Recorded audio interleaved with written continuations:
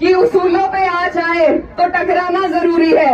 उसूलों पे जब आँच आए तो टकराना जरूरी है। जिंदा हो तो जिंदा नजर आना जरूरी है। वो सर झुके नहीं तूफानों में, वो कैसे झुकेंगे इल्जामों में।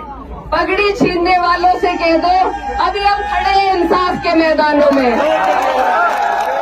भारतीय किसान यूनियन के राष्ट्रीय अध्यक्ष बाबा नरेश टिकैत जी, भारतीय किसान यूनियन के राष्ट्रीय प्रवक्ता बाबा राकेश टिकैत जी, मुजफ्फरनगर से हमारे सबके बड़े आदरणीय सांसद हरिंदर मलिक जी, मेरठ से चल के आए मेरे बड़े भाई अतुल प्रधान जी और तमाम जितने भी नेतागण यहाँ पर उपस्थित हैं और जितने भी किसान भाई हमारे दूर दूर से चलकर यहाँ पर आए हैं, सबसे पहले मैं दिल की गहराई से आपका धन्यवाद देना चाहती हूँ कि बाबा नरेश टिकैत जी के एक आह्वान पे आप लोग यहाँ पर उपस्थित हुए। ये हमारी ताकत है, हमारी एकता है जो इस ग्राउंड में आप दिखा रहे हैं और यही ताकत है जिसको हमें सुनिश्चित करना है, अनुशासित रूप से बना करके चलना है। कल की जो घटना थी बेहद निंदनीय घटना थी। इस देश में हर एक व्यक्ति आतंकवाद के खिलाफ है। पहलगाम में जो हुआ हम सब उसकी कड़े से कड़े शब्दों में निंदा करते हैं और उन आतंकियों पर लानत भेजते हैं यहाँ से।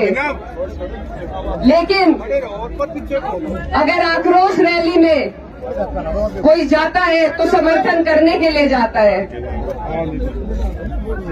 हमारे बाबा राकेश टिकैत जी ये कोई नेता नहीं है, इन्होंने अपने लाभ के लिए कोई काम नहीं किया। ये धरती से जुड़े हुए वो पुत्र हैं जिन्होंने सबके हक की लड़ाई लड़ी। कहीं भी जहां हम विवाद देखते हैं, सबसे पहले अगर हम किसी व्यक्ति का नाम सुनते हैं कि वहां सुलह कराने दो गुटों में अगर कोई सबसे पहले पहुंचता है, चाहे हरियाणा हो चाहे उत्तराखंड हो, हमारे बाबा राकेश टिकैत जी वहां तक जाने का काम करते हैं।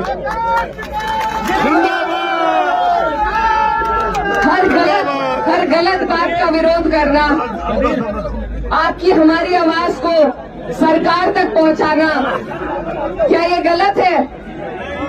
अपनी बात को वहां तक पहुंचाने के लिए, उनका पूरे समाज में एकता का संदेश देने के लिए बाबा राकेश टिकैत जी विरोध करने गए।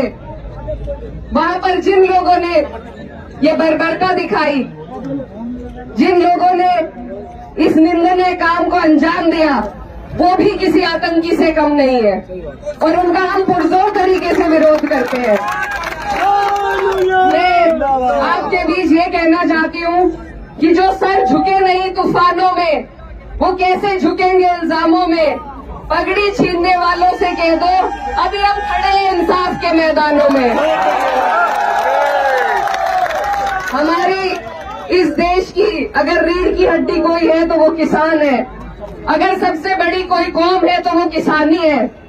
हम सब हर धर्म हर जाति से आते हैं, लेकिन हम सबसे पहले किसान हैं और इसीलिए यहाँ हम सब एकत्रित हुए हैं ताकि ये जो लोग सत्ता में बैठे हैं, जो आज ना तो किसानों की सुनवाई कर रहे हैं, ना किसी और पक्ष की सुनवाई कर रहे हैं, और जो एक हमें अधिकार संविधान से मिला है अपने विरोध को दर्ज कराने का, उसमें भी ऐसे आतंकी प्रवृत्ति के लोगों को भेजकर अगर हम पे हमला होगा तो ये किसान वर्ग कभी बर्दाश्त नहीं करेगा। अगर हमारी आवाज को दबाया जाएगा ये हम कभी बर्दाश्त नहीं करेंगे। और इसी के लिए मैं यहाँ हमारे बड़े बाबा राकेश टिकैत जी, बाबा नरेश टिकैत जी के साथ खड़े होने के लिए आई हूँ कि महिलाएं हो, मुसलमान हो, जाट हो, गुर्जर हो, राजपूत हो, कोई भी धर्म जाति का व्यक्ति हो, बाबा जी सब आपके साथ खड़े हैं और आपसे पहले इनका विरोध हम करेंगे।